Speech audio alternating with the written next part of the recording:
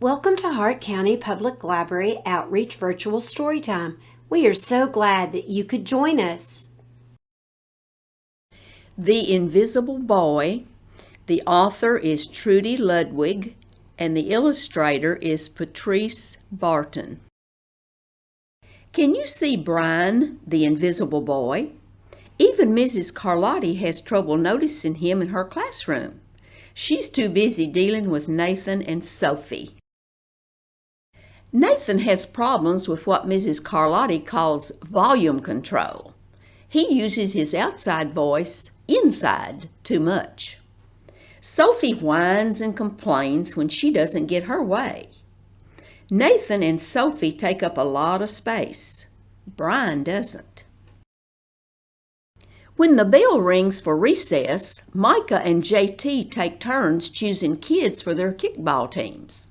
The best players get picked first, then the best friends of the best players, then the friends of the best friends.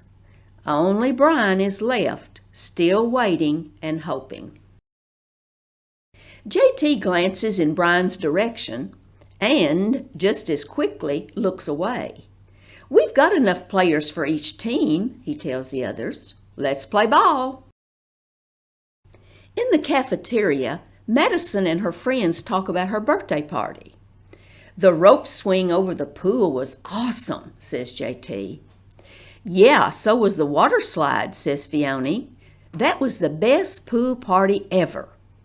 "I'm so glad you guys had fun," says Madison. Everybody did except Brian. He wasn't invited. At choosing time, while the other kids play board games and read, Brian sits at his table, doing what he loves to do best. He draws fire-breathing dragons scaling tall buildings. "Thank you for toasting my marshmallow." "I got you now." Space aliens locked in intergalactic battles. "Crackers." "Ah, yay!" Greedy pirates digging for treasure. "Hi friend, have a cookie." And superheroes with the power to make friends wherever they go.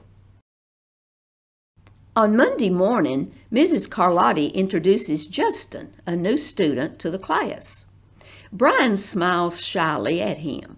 Some of the other kids sneak looks at Justin, trying to figure out if he's cool enough to be their friend. They haven't quite made up their minds yet.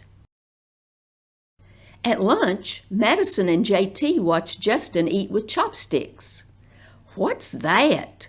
asks Madison as she points at Justin's food. "It's bulgogi." "Bull what?" "Bulgogi. It's Korean barbecued beef. My grandma made it for me. It's really good. Do you want to try some?" "There's no way I'd eat bulgogi." And the kids laugh. All of them, that is, except Brian. He sits there wondering which is worse, being laughed at or feeling invisible. The next day, when Justin goes to his cubby to put away his backpack, he notices a piece of paper with his name on it. "Justin, I thought the bulgogi looked good." Brian, yum. At morning recess, Brian finds a piece of chalk on the ground and starts drawing away. "You're Brian, right?" "Yeah, thanks for the note." "Hey, Justin," Emilio calls out from the tetherball court. "You're up next." "Sorry, I gotta go," says Justin. "By the way, that's a really cool drawing," he adds before taking off. Back in class, Mrs. Carlotti asked the kids to team up in twos or threes for a special project. The kids scurry around the room to pair off. Brian heads toward Justin. "I'm already with Justin," says Emilio. "Find someone else." Brian looks at the floor, wishing he could draw a hole right there to swallow him up. "Mrs. Carlotti said we can have up to 3 people in our group. We're only 2. Come on, Emilio, let him work with us." "Okay, I guess."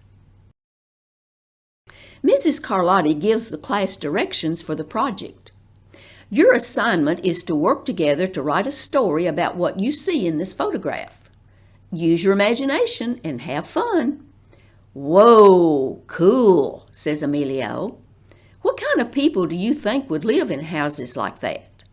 I don't know, but I bet Brian could draw them to go with our story, says Justin. Brian smiles as he takes out his lucky pen. Hi, I'm the narrator, and if you're wondering why a pirate got the part of a narrator, I'll tell you. It's all in the agent. Well now, on with the tale. The crooked story we made up on the spot. It's lunchtime again, Brian's least favorite part of the day. Another 20 long minutes of kids talking and laughing with everyone else but him. Brian? He hears someone shout. Hey, Brian, over here. Brian turns and sees Justin waving him over. Emilio nods at Brian as he makes room for him at the table. Cookie? Thanks. Maybe, just maybe, Brian's not so invisible after all.